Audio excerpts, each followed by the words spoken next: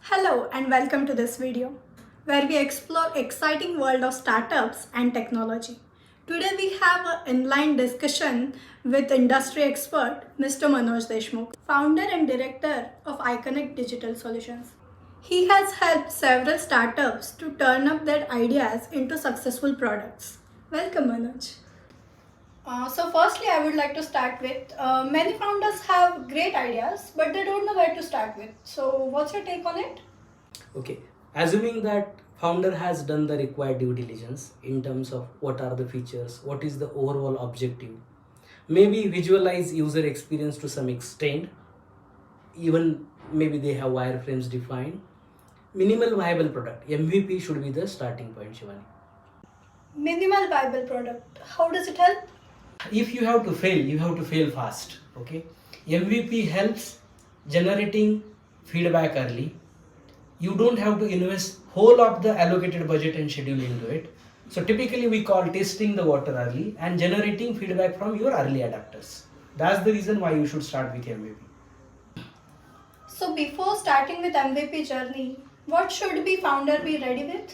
The readiness checklist involves clarity of vision or the objective of MVP, which I earlier mentioned.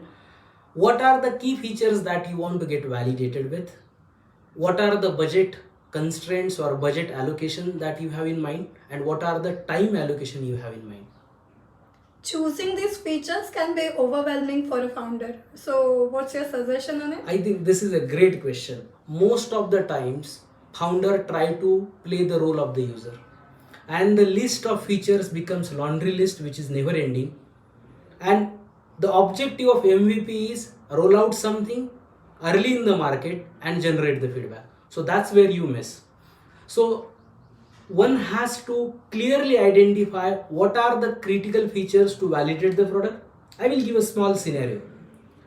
When you are thinking about feature for any product, right, you have dashboards, you have backend, you have administration. Those are the features that end user may not even know about. So you don't get into that. You just focus on your customer persona and try to choose the features which matter most to them, not to you. So assuming checklist is ready, now founder want to start developing MVP. Many founders prefer hiring a consultant or freelancer. So what's your thought on it? Freelancers would be a great idea if you have specific tasks. But the whole intention behind MVP is that you want to get the whole thing validated.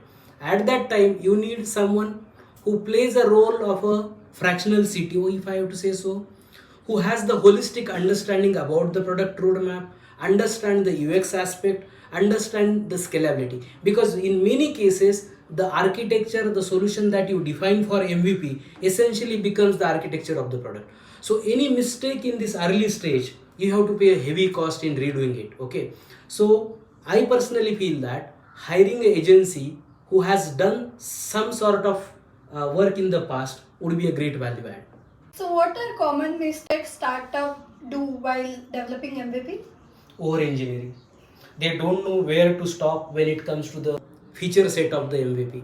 Most of the time, founder starts playing users themselves, okay, and they don't know where to stop. In this, what happens? You tend to ignore the user feedback. So you have to be very vigilant about what is the on-ground feedback you are getting, if at all you are having mechanisms to do so. And obviously, you have to be sensitive about the budget and the schedule, whatever definitions that you have in the beginning. How long does it typically take to develop MVP? Oh, this is very difficult question to answer How because it depends on what the product is, what is the scope that you have identified for MVP. But I have to give a rule of thumb. The schedule estimate should be in weeks and not even in months. So 3 to 6 months of a timeline for launching the MVP sounds very sensible and reasonable to me. So what are your closing remarks on it? Start small, stay focused, listen to your customers. So there are quite a large case studies available on our websites, so our viewers may want to have a look at it. Thank you so much, Manoj. Thank you, Shivani. Thank you, viewers. I hope you enjoyed our session. We'll keep discussing such topics. Stay tuned, stay connected. Thank you.